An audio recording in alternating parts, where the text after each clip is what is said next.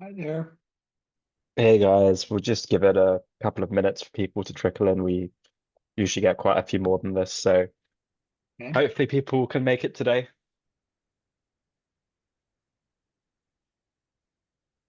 Hi, Alex. Hi, Thank you. Daniel. Can you hear me?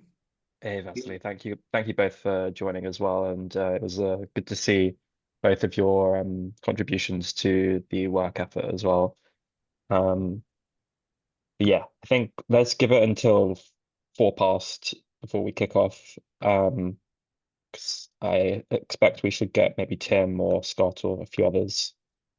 I got Charles, we got Drummond. Okay, people are starting to find themselves in. How are you guys doing? Hey, Drummond. Alex, I am in the at SFO, and my plane doesn't leave for about almost an hour, but I have to board in about 15 to 20 minutes. So I will be here and as active as I can be while doing the airport thing. That's a pretty good commitment from you, Drummond. I respect that. Thank you for taking the time. Um, well, given that you are sort of time permitting, I suggest that we kick off, and then if other people jump in, they jump in. Um, so. Uh, I I'm just going to quickly edit this. Oh, hit zoom. Uh, all right.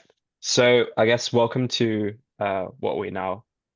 The I don't even know what number we are of the High Assurance Bid Task Force. Um, I guess in the last couple of weeks we've had a lot of really sensible contributions and comments to the spec, and I think in today's meeting we will. Oh, it's annoying. I'll update the notes separately. In today's meeting, I think we've got a couple of like new joiners, so maybe Vasily and Daniel would be great to get. Be great if you guys could intro yourselves to the group. Daniel, do you want to go Uh, ahead? sure. Turning on my camera here. I'm Daniel Hardman. I'm a longtime TOIP guy, but I haven't been involved in some of these task forces very much lately. I got interested because I saw the document that Alex shared, which is your spec, and I had some thoughts I wanted to share. I'm currently the CTO at Provenant, which we're focusing on telco use cases related to organizational identity. So I've been thinking about organizational identity for a long time. Nice. Vasily, do you want to give a very quick intro? Yes, just trying to turn everything on. Hi, everybody. As most of you actually know me, but just a quick recap. I've been in the sort of identity industry for a long time now, not as long as Daniel, but for substantial time. I'm a co-founder at DDoS as a Swiss nonprofit, which is involved quite heavily in the SVU as a kind of societal organization that has a lot of people interested in proper use of identity and is passionate about SSI principles. And I've been involved in org identity for a long time on the technical advisory board of Glyph. I've done a lot of work around carry and generally org identity. Yeah, so here I am. Awesome. And then Charles, I see you sneaking in over there as well. Nice for you to join. Thank you for taking the time. Um, and hey, Scott as well. I just see you've joined. Yeah, Charles, it would be great to get a quick intro from yourself as well. Sure. Sorry, it's a little loud in here. My name is Charles Lanahan. I was in these meetings at the very beginning and then kind of dropped off as the habit group moved toward different things. But I liked the spec and decided to try to contribute what little bits I could. And the reason I was interested in it is because I'm also kind of trying to be in the carry organizational identity space, and we have a construction with carry producing X59 certificates that's very similar to Habit. I was interested Mm. in y'all's construction and that kind of thing. So that's what I do. Okay, amazing. Well, given Drummond's only got a little bit limited time, so Daniel put in a really good comment in section 3. I don't know why I'm being signed out all over the place at the moment, but Daniel put in a really good comment in section 3 on um I'll pull it up here, and then we can take a look through. So that's Charles's. Um, So yes, I think Daniel, you had a couple of concerns around the implementation of the spec, and I think it would be valuable to take 20, 25 minutes of the session today to for you to sort of explain some of your thinking around why bridging keys across different cryptographic methods or different VIDs is a bad idea. And while we've got Drummond listening in, I think it would be useful to hear his, or for him to listen to some of your thoughts here. Um, and also, yeah, no, feel free to like, nobody will be offended if you tell us the spec is really bad. Like we want to iterate it and improve it as much as possible, or even can it if we decide that it's a terrible idea after all of this. So, Daniel, the floor is yours. Thank you. Can I share my screen? I clicked on it. It says that I can't yet. So Okay, yeah, let me have a look. Uh, well, while Alex is doing that, I'll just say I love the idea. We need to make it so that different identifiers can cross-reference each other or be bridged. I think it's wonderful, and I actually have in some kind of informal contexts done exactly what this spec recommends, like use the same key as an SSH key and an AID in carry, for example. So I feel like my head's in the same place and the same spirit as this spec was written in. But I had this concern and I wanted to share it because I feel like I've had a few battle scars related to organizational identity over the last couple of years as we've worked on it in telco. And I'll start with a story. A few years ago, I went to Toronto for a work meeting, and I booked the travel by going on a travel website, and saying I need to fly into Toronto, and I need a rental car, and I need it for the 3 days I'm there. So I flew into Toronto, got the rental car, drove from the airport to my conference. I was leaving the conference 3 days later, and it was early in the morning, like 4 o'clock in the morning. And I just happened to glance at my ticket, and I realized that I was leaving from a different airport in Toronto than the one I flew into. And oh it no. turns out Toronto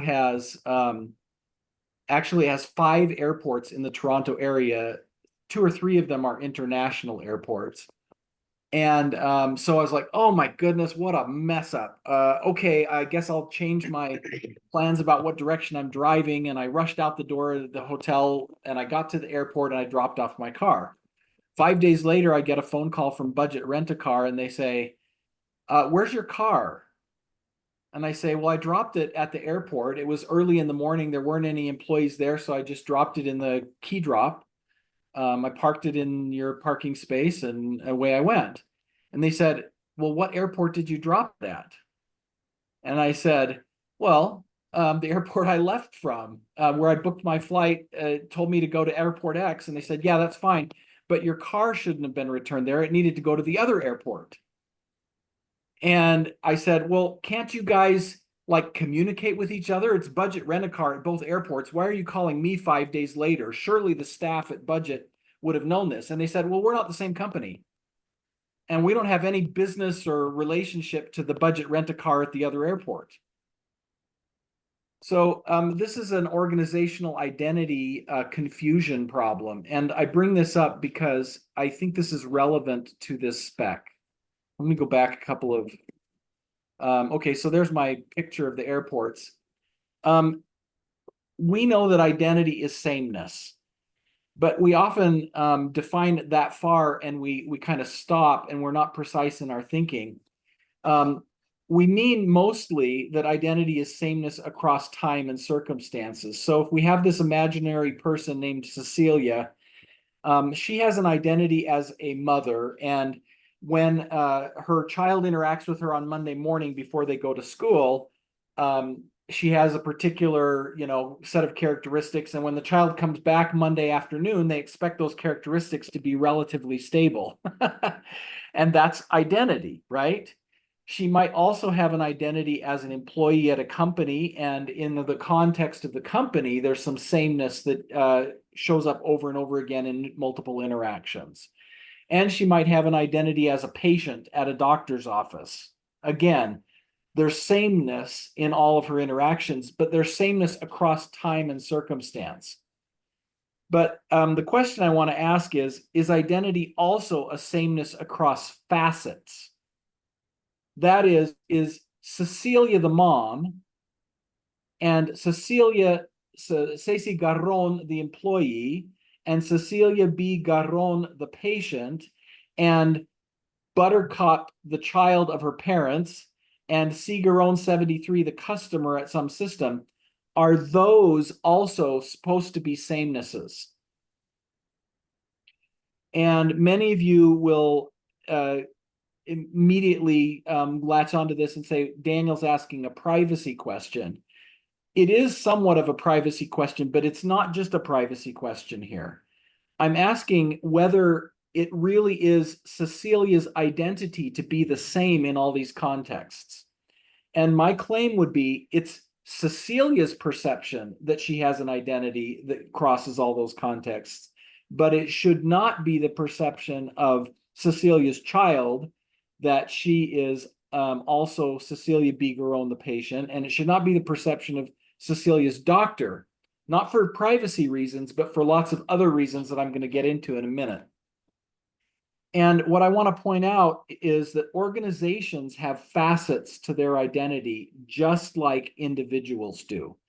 We're used to talking on informal conversations at IIW, over phone calls and discussions that we have in standards bodies. We say, Acme Corporation does X. Acme Corporation issues this credential. But in fact, Acme Corporation is not a single faceted thing anyway. The HR department at Acme Corporation is one facet of Acme, and the purchasing department is another facet of Acme. And the reason that this is relevant is because often these different facets of a company have different identifiers. And if we make equivalences between these identifiers without being very thoughtful, we are inviting some problems that I'll get into in a sec. So let me give you some concrete examples. In telco, I have a use case where I want to talk about a phone company making a phone call. Imagine Coca-Cola is calling some of its super fans to tell them about a new flavor of Coke and a giveaway that they're doing this summer. So when Coca-Cola makes a phone call, who actually is making the phone call? And what I have on this slide is one identifier, Coca-Cola, that's a human-friendly identifier. And on the other side, I have the first 3 of 93 results in Glyph's database when I look up Coca-Cola. And my point here is both of these are identifiers, and we might in some sense say that there's a sameness about them, that they reference the same party. But in fact, the identifiers are not equally precise about their scope of reference. So the identifier for Coca-Cola HBC Schweiz AG is a very precise reference to a legal entity incorporated in Switzerland. Coca-Cola could include that, but it has a broader scope of reference.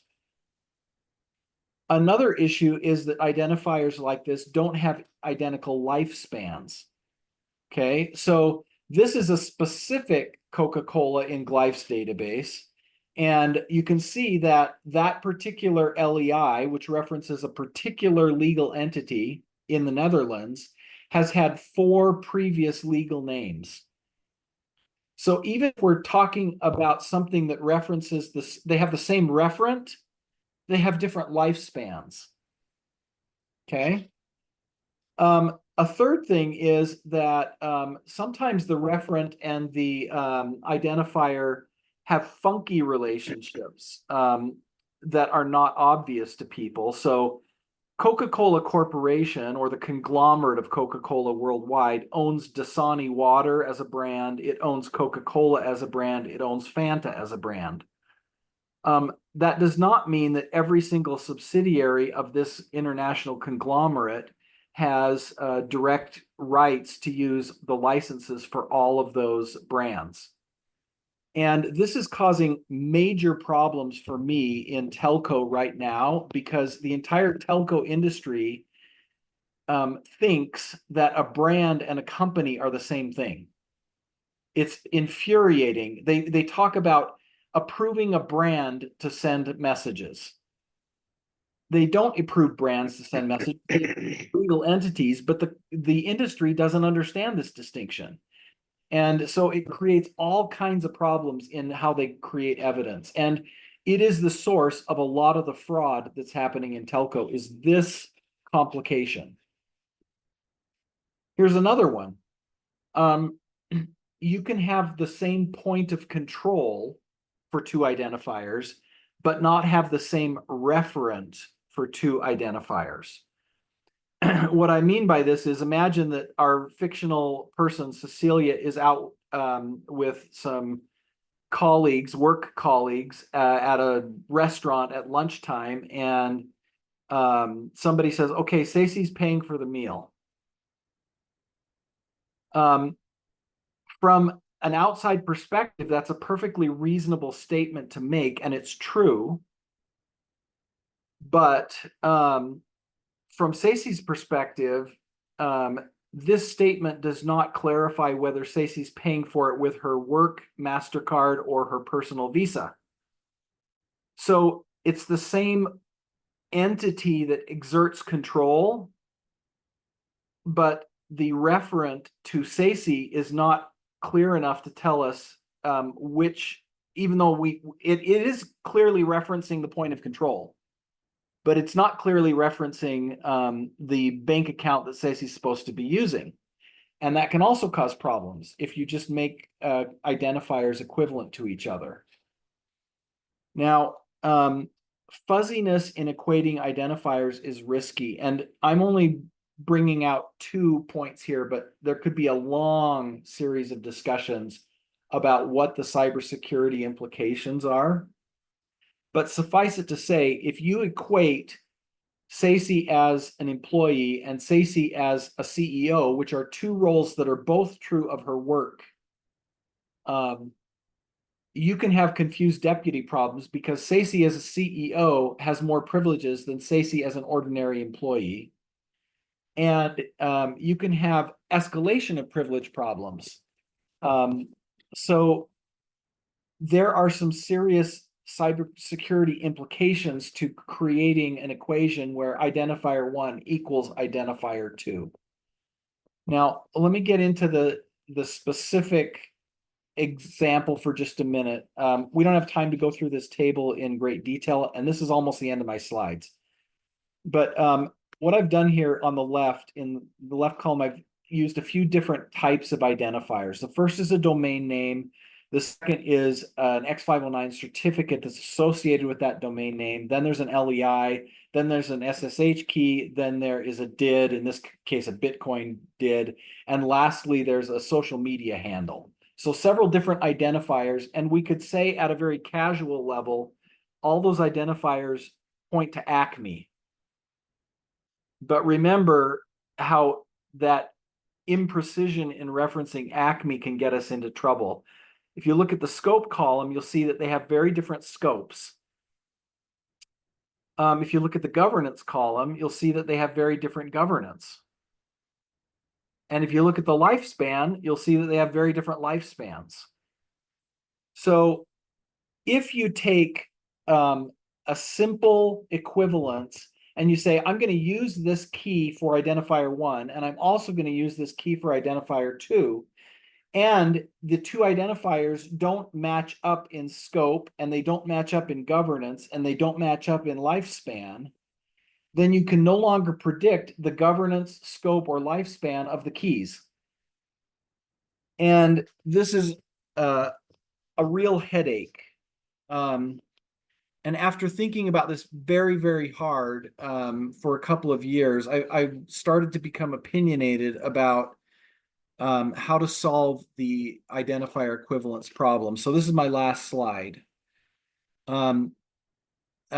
I want to advocate the following things to this group.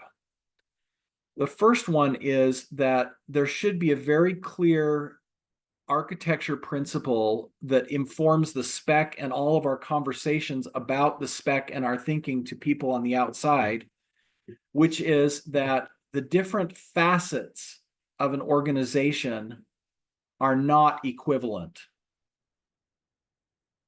The public relations arm of Acme that publishes on social media, and the accounts receivable department at Acme that sends invoices, and the HR department that publishes employee credentials should have different identifiers. And we should not go out somewhere and announce a simple equivalence by saying, well, they all use the same keys, therefore they're the same. My second recommendation is I think that the cryptographic bridge in this spec is extremely dangerous. It sets people up for confused deputy problems and escalation of privilege problems. And it makes it hard for people who are naive about this issue to make good decisions.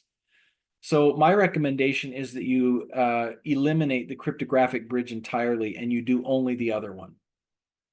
And that other bridge, you're calling it a non-cryptographic bridge, but initially when I ran into it, I scratched my head because it is cryptographic. It's just not a key equivalence. It's let's emit cryptographically rigorous statements about equivalence rather than let's just use key equivalence. So I would call what you're actually proposing as the second mechanism something like cross endorsement, where any given ecosystem can say, hey, I am approximately equivalent to this other identifier, and vice versa. So you can have cross endorsements from one identifier to another. And then A through E there are my specific things that I think you could do to make this safer and stronger. I think whenever you make an endorsement, it needs to have some kind of explicit statement about how long the endorsement is supposed to last. It could be that you explicitly say it's lasting forever, but it shouldn't be the case that you can make no statement and have people assume it lasts forever. I think that you need to constrain the scope. These are equivalent in what senses or for what contexts? There was an effort in Hyperledger Aries years ago to define something called goal codes, where you would say something like, I'm using this identifier, but I'm only using it in payment protocols. I'm not using it in HR contexts, or I'm not using it on social media. And I don't care if we use Aries goal codes, but there needs to be some formalized way that you can compute against a claim about whether or not identifier 1 and identifier 2 are equivalent in the context that you're considering.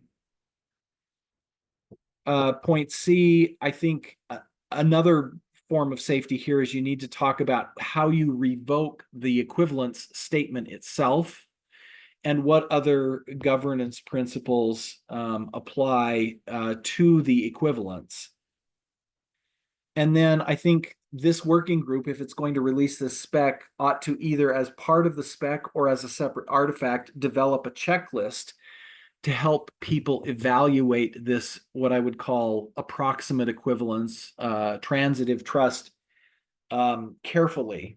In a disciplined way, to what extent are these two identifiers equivalent and where are they not equivalent, so that people always do this thoughtfully. And then I think you should publish a schema for the statements that need to be made to make this cross endorsement safe. And once you have the schema, then you can say, okay, we realize this schema in DNS records by transforming the structure base 64 and coding it and dumping it in a text record. Fine, whatever it is. But you should start from a schema for the safe statement of cross endorsement. Now I'll be quiet. Thanks for listening to me so fast. No, Daniel, really, really great presentation. And really appreciate the time that you've spent to actually think of recommendations. I'm sure many people on the call have thoughts or questions, so I think the first thing to do would just be to open the floor to any thoughts or comments or suggestions or agreements or disagreements that people have with Daniel's recommendations here. I'm happy to give my own thoughts, but I'd like to hear from the group if possible. Yeah, Tim, I see your hand up.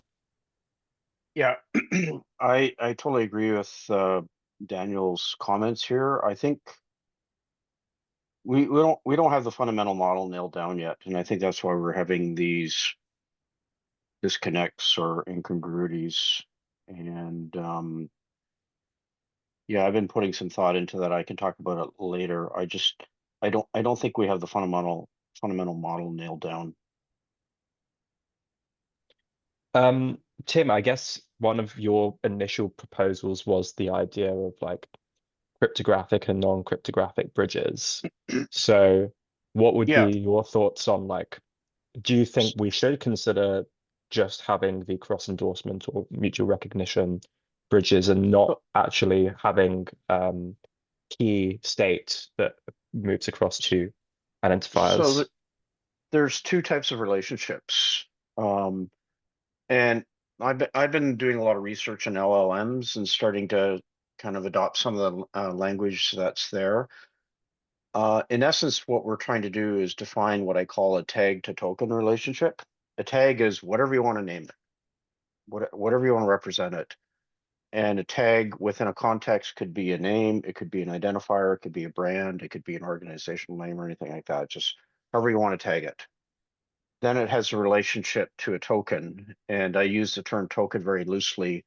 In our context, a token generally refers to like a controller, someone out there that controls something that's a secret and can prove things. So there is a cryptographic binding between what I call the tag to token, and if you think about it, it's basically what a DID document does, what an X509 certificate does. It provides that mapping from tag to token, whether it's a domain name or subject alternative name or a DID. It maps it to some cryptographic material, which is actually the token. I think the other relationship that we're focusing on is the tag to tag relationship. Are these two tags equivalent? Do they map to the same token, i.e. controller or whatnot? And so I think it's not about being cryptographic or non-cryptographic. I think it's more around the model that I see that's more generic is that there's a single attestation. I just say, hey, I'm associated with this other tag or this other identifier. And the other identifier might just say, I know nothing about you. I don't know why you're associating with me. So that gives you the next one, which is what I would call mutual attestation. If like tag 1 says, hey, I'm tag 2, and tag 2 says I'm tag 1, you got a mutual attestation. And then you have what I would call a third party attestation. Some authority out there says, I hereby declare that tag 1 and tag 2 map to the same token or whatever. So all I'm saying is that like I'm just exploring kind of what the underlying conceptual model is. And again, like one of the key concepts that we have in the specification is a verifiable identifier. We talk about it about 6 or 7 times, but I don't recall the definition. I know it's been defined in a glossary somewhere, and I think that's a core thing that we really have to get nailed down in the spec as well. And for me, A verifiable identifier is a tag, but it's special that it's a unique reference within a context that can be dereferenced to reveal information about a quote unquote token, namely its controller in the context that we're dealing with. And that is the entity that can prove control over the identifier and act on its behalf. So anyway, I'm just kind of throwing some stuff out there. Yeah, we literally might have to go back to the drawing board here. Sure.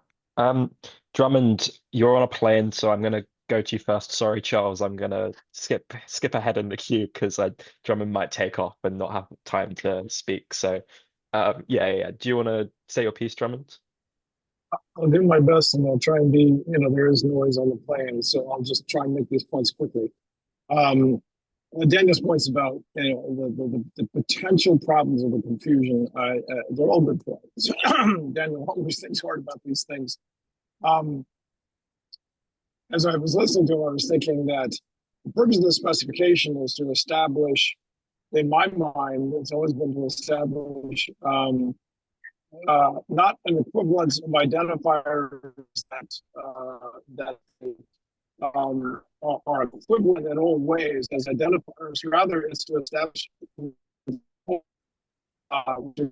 say the same colors these identifiers are trying to ensure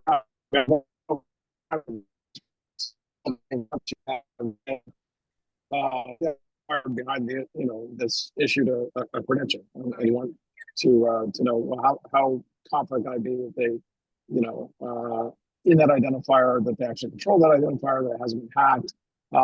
And so that's my first point, is in the equivalence of control of the identifier.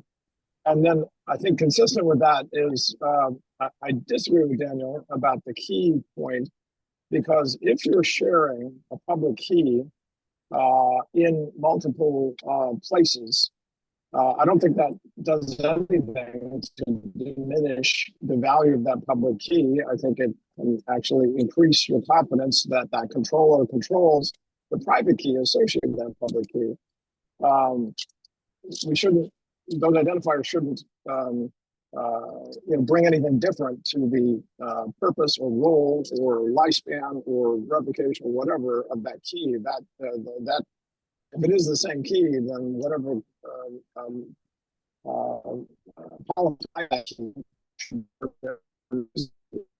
the public key is present in multiple places. I don't see that as a problem unless I'm missing something. And whenever Daniel's made I'm missing something. So those are the two things I wanted to. I'll go back on mute. Yeah, sorry, Drummond. There were points where your connection got very choppy. I think we got the gist of both points. But if you could summarize in the chat, that might be helpful, because it dropped out for maybe a minute or 40 seconds of your first point. Charles, I'll go to you, and then we can maybe go back to Daniel for some follow-up thoughts as well. Sure, and I think Drummond stole the words out of my mouth. Is for I have a comment and a question, I guess, for Daniel. The first one is the comment is, I think, kind of what Drummond was getting at, is that we have these. I didn't read the spec as being equivalent identifiers, but being as a link, like a link exists. So maybe providing clarity on that particular focus of the spec, because obviously, I wouldn't use those keys for anything else in the entire world, other than verifying the Havid link in the construction. Obviously, equivalence of identifiers is a much harder problem, as Daniel put it, and I agree completely with that. And then number two, I don't understand the second point about eliminating the cryptographic bridge. I think also Drummond took this point for me, in that if the key is only used to establish the Havid link, and it's used in the certificate, and it's used in the VID document or what have you, and it's only used to verify those documents, maybe we should add clarity in the spec on the scope of that particular construction, but it doesn't seem like a problem. And it doesn't seem like a problem for the same reason that in carry, it's not a problem when you rotate your keys, is because once that link is broken, or once we intentionally, take the proof off the DNS server, take the proof off the domain, or that mangle a did document somehow, or rotate to a verification key that doesn't exist, that three-way binding doesn't work anymore. And so we know, what's that non-reputability is broken because we don't have all three of the links at the given time. You're helped a little bit in Habit by having DNS and domain hopefully being on most of the time. The did document you might not have until runtime, but it seems like that should be fine. So maybe Daniel could elaborate more on that point and speak more to that. I'm happy to respond if nobody else wants to, but was there somebody else that had their hand up that should go first? Sorry, I actually wanted to go first, but I'm sorry to admit I don't know how to raise hands in Zoom. I don't see the option. Just for your information, it's on React, and then there's a raise hand button. So there's the little heart Okay. icon. Okay. But yeah, So go that's the one for it, I- Vasily. okay. Go for it, Vasily. I don't use Zoom that often. So sorry. Can I go ahead? Go Yes. for it. Okay, cool. Yeah, first of all, I wanted to say that actually Daniel covered most of my comments that you've seen, even though he did a very extensive and very good job of explaining the reasons. I've talked about similar things, even though very, very briefly, but maybe just about public keys and things like that. Um, Generally speaking, right, the problem with sharing keys across different types of containers, like certificates or deed documents or whatever, is keys are, the good practice is to consider the pair of keys as ephemeral, right? So you need to rotate them. This is the general wisdom, and even though there's some cryptographers that say if you have the proper method of storing the keys securely, you shouldn't do that. Like you shouldn't change your password. But let's put it aside. The common wisdom is to rotate the keys, so they should be ephemeral.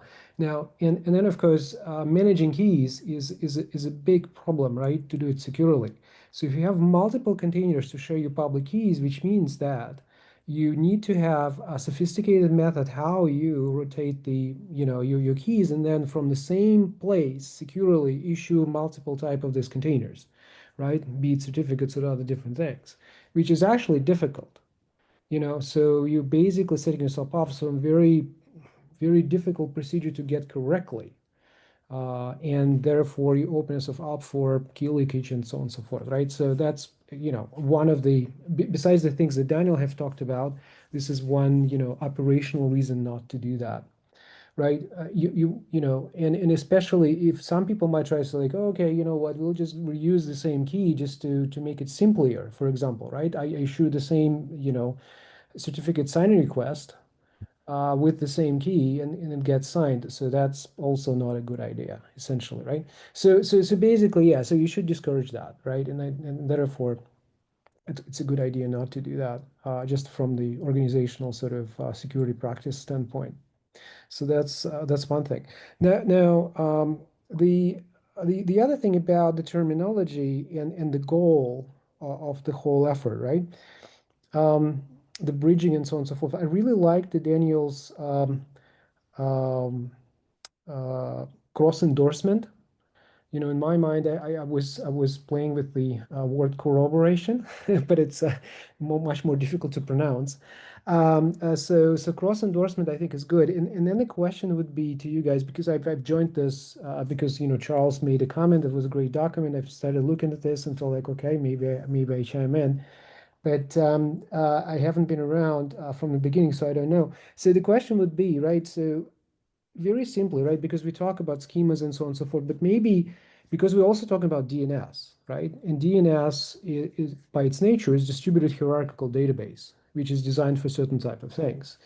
And I understand that it's established. It's actually amazingly good working infrastructure out there with its own issues, and it's good to try to use it to do the cross endorsement of different authentication methods, right? So you know what I mean, but then the question is it correct to say that the effort is to say establish the DNS is the starting point of building trusted relationship with an entity by saying like, okay, I look at your domain, I find these records, and therefore I know which identifiers, right, belong to you, so I know that I'm dealing with you in another context.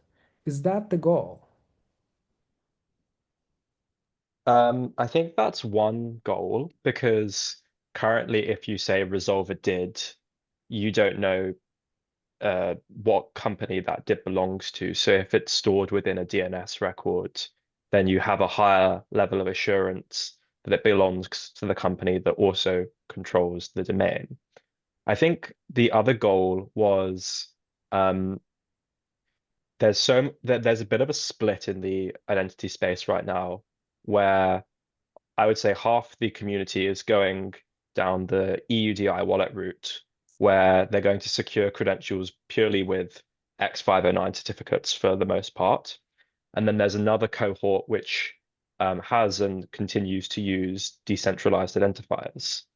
So what we wanted to also do was to create common patterns for if you are using, say, an X509 certificate, but you know, also wanted to sign credentials with a decentralized identifier, um, and wanted to map the two together, you would have a pattern where you could say specify the did in the SAN and prove key alignment between the two keys and sign the credential with the equivalent decentralized identifier. So I think both of those are problems that we were looking to solve in the spec, and they're two separate Right. problems. One's to do with identification of the company behind an identifier, and one is to do with having it more interoperability between distinct certificate or identifier types. Right. So basically, the goal is actually very straightforward, right? And my point is, the reason I'm asking this is, when I think about DNS, DNS lends itself naturally for certain types of things, well, and actually very badly for other types of things, right? So if you try to start adding a lot of sophistication, the schemas and so on and so forth to DNS, I think it's possible, but it's very difficult to do. However, if you try to select, okay, here's the domain, and here is the cryptographic proof that there's different identifiers like certificates and JOTs or whatever, they all belong to the same person, right? Or to the same entity. That's actually straightforward to do, right? Using the means that DNS already has, right? So Yeah. that's my idea. And in terms of so there's a clear business need for um, having an equivalent decentralized identifier to represent the keys that are attested to within an X509 certificate. Do we think that there is a pathway to achieve that? Or for the reasons that yourself and Daniel have outlined, do you think that the pure governance mismatch of both of those keys creates too much of a security risk to even have that pathway allowed? I'll respond to that, and then Daniel or others, please feel free, right? Just a quick thing. Actually, the governance in this case can be very simple, right? And it's about cross-signing your keys. But again, it can be evolved. And generally speaking, right, DNSSEC is all about that, in fact, right? So you have your record sets, different types of records that come in one set. And then you have keys that are used to sign that produces RR6, the signatures, resource records that are signatures basically. And it's very simple to say, you know what, okay, here is, the keys and DNS key can represent any type of key, basically, right? Any type of algorithms of key. So here's my key that corresponds to a certificate. That's my key that corresponds to something else, right? And then you produce the records, the signatures from both of those keys against this record set. So which means, for you to do that, you control these keys and therefore they belong to you. Therefore, because you were able to produce them and they're signed by the key, the zone signing key, right? You also control the domain, essentially. Very simple. So you can do things like that. I think I would love to hear Daniel's response to a few of these comments, given there's been a few, and then Tim will go straight on to you afterwards. Okay, so I on Drummond's first point, I think that from an extremely tight theoretical point of view, Drummond's statement might be something I could align with, but I don't think in practice that it's actually true. I think in practice, when people think about identifier equivalence, 98 or higher % of the time, they'll be thinking about equivalence of subject, not equivalence of controller. And in fact, that reputation, even though it might best be bound to the controller of an identifier, is really bound to the referent of the identifier in practice. If you create an identifier like an LEI for a legal entity, the reputation is bound to the legal entity, not to the IT department people that control the registration of the LEI. And similarly for practically any other identifier scheme and ecosystem you can come up with.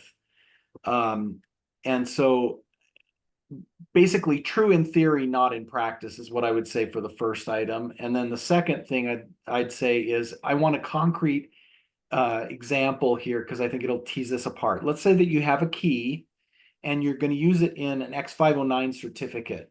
And this X509 certificate has a crypto period because it's a let's encrypt certificate. It's supposed to be replaced after 3 months.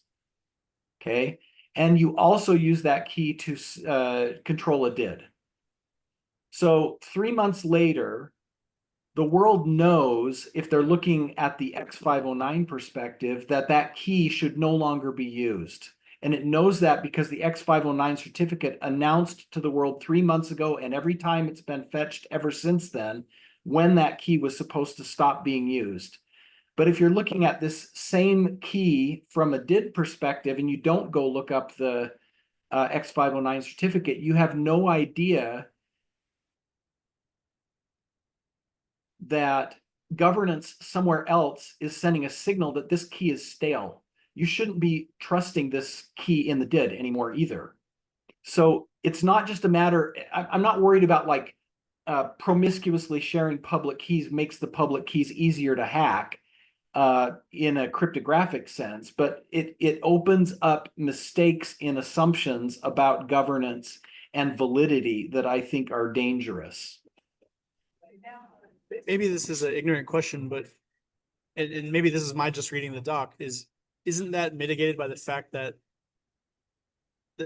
you have to check the construction links every single time to verify the habit links? We can't just rely on old stale checks. I kind of read it in like a zero trust way rather than I read it once and I forget about it forever. So wouldn't the fact that the link's been broken by a certificate expiring mitigate that issue of governance not being in sync? Well, you also have the idea of, Go on, Tim. Sorry, I was going to go to you next anyway. well, you also have the idea of in DNS, like time to live, that you're only going to trust it for an hour or so. I guess for me, maybe I'm just trying to make things like really simple here. DNS, a name resolves to a record. With DIDs, basically identifiers resolve to a key. And then there's this other thing, which is a relationship between names or identifiers, which in the DNS world is basically what's called a canonical record, pointing to a true name. And, I'm just trying to get a very simple model in my mind. Like, I think getting into governance and that is a little bit too much. Like, I'm just trying to get the sort of the mental model in my mind is I think it's pretty straightforward. There's a lot of parallels between these different systems. And again, if I was to throw X509 in the mix, X509 basically enables a name, a domain name or subject alternative name to be mapped to a public key. That's the whole point of X509. So you've got or resolves to a public key. So again, coming back, we've got the mechanisms of resolution, DNS, name to a record, DIDs, identifier to a key, a public key, X509, some attribute in the certificate mapping to a public key. I think that's all pretty straightforward. And then now the next question is that if there's relationships of those identifiers or those names or tags, whatever you want to call it, between those three separate and independent mechanisms, if you will. And I guess my mind is going. I'm not really crazy about the term endorsement. I like the idea, but endorsement is typically used in the digital trade world for like assigning and transferring title. And my preference is attestation. And I like the idea of, self-attestation, mutual attestation, or third-party attestation. And whether it's cryptographic or not, that's just a function of whether it's high assurance or not. But I'm just trying to kind of nail down like a very, very, very simple model. That's where I'm Yeah. kind of stuck. Yeah, no, I really like the cross-attestation terminology. I've got a question myself, and I might just share my screen quickly.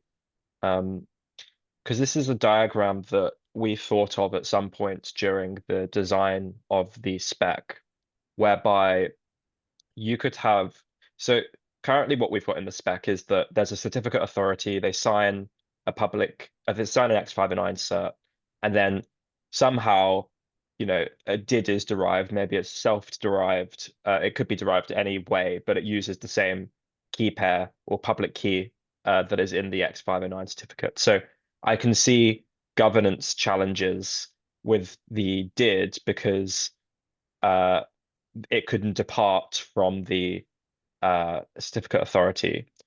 You could mitigate that risk if you had the certificate authority issuer key also be the controller of the DID.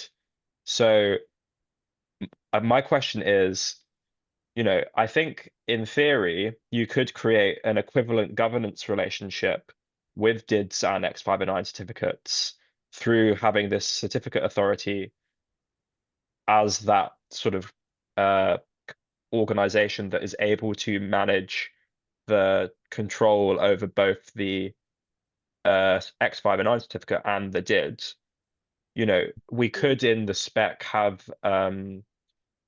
I think we should focus it more on the technical side as Tim has suggested, and we shouldn't get too much into governance. But my point is that I hear that I understand the potential problems, but there are also maybe solutions to that problem as well. I just thought that this might be worth highlighting. Tim, your hand is raised. Oh, yeah. Yeah. So like I've done some experimentation. So for example, on a website, I used certbot or whatever, and I Let's Encrypt, and I basically had it generate a private key, and I got the certificate. So then, the website is good and looks good in the browser. And then I used that exact same private key to create like a signing certificate for signing PDF documents. It was a totally different certificate, but it had the same public key and everything like that. So, under a totally different governance. So the thing is that for a good website that I'm part of a browser, like, in good standing with browser root program, sure, there we go. And then I use that same public key to actually sign a document. And all I'm saying is that I think there's different governance regimes. I think what we should try to do is kind of keep them out of scope and recognizing that they have to be there. But, you know, at the end of the day, what's the problem that we're trying to solve? The problem, in my understanding, is that an entity, whether it's a person or an organization or whatever, may have identifiers that are existing in otherwise independent ecosystems, and they want to signal to whomever that these identifiers are related to one another and can be trusted as such. I think that's what our core problem, that's the problem that we're trying to solve. So if I have a DID and I have an X509 certificate and I have like a DNS domain name, I want a simple way to say, hey, those all map back to me as a controller or whatever. Is that the problem we're trying to solve? I just want to make sure we haven't lost sight of the problem. That is the problem we're trying to solve. And there are a few more layers to the problem around like business requirements and like how the space is moving. But yeah, in essence, I would very much concur that that is the problem we're trying to solve. All right, we're coming up to time. This has been a really, really interesting discussion, everyone. And I would love to continue this discussion because I think you know, there is some really good work that we can sort of iterate out from here. I think maybe Daniel, is it like from everything that's been said, are you still quite steadfast on your stance that the cryptographic key bridge should be something that we consider removal of? Or do you think that if you were to mirror governance in both, say, a DID and an X509 certificate, that would actually mitigate risks? Because we could have recommendations rather than requirements around stuff like that in the spec. I think you can solve specific bridges. You can say the nature of a bridge between X509 and DIDs is X, and here's the things that have to be on that bridge for everybody to understand and use it well.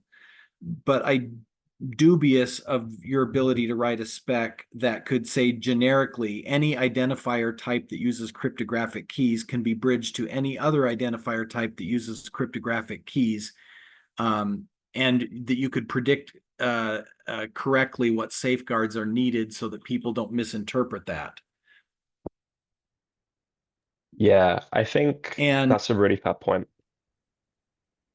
I also, Tim used some language that I want to react to. He said, what we're trying to do is say that identifiers are related and can be trusted as such. And right in that sentence is the ambiguity that I feel is driving some of my concern. And Drummond is pushing for one interpretation, but I claim most people would do the other one. We don't have time to talk about it anymore, but I think the purest model of what you're trying to accomplish here will be deeply misinterpreted unless you are careful to make sure that doesn't happen. Yeah, I think that's a very good summary. And I think I do tend to agree with that. And I think we can make sure in the spec to be more careful. Although I would not necessarily think we need to go all the way back to the drawing board. I think we should be careful about what's a requirement and what's a recommendation, and where we want to add a lot of color to the potential ways then it could be exploited, and explain how to mitigate against that. Look, we're at time. I think we could all ramble on, but I would invite everyone here to join back in a fortnight for the next meeting, and we can continue this discussion then. But until then, thank you everyone for your participation, and it's been a really, really enjoyable discussion today. So I hope to see you in the next one, and I'll write up some notes and thoughts and share them around. Cool. Thanks, everyone. Thanks all. Thank you. Thank you. Bye-bye. Bye.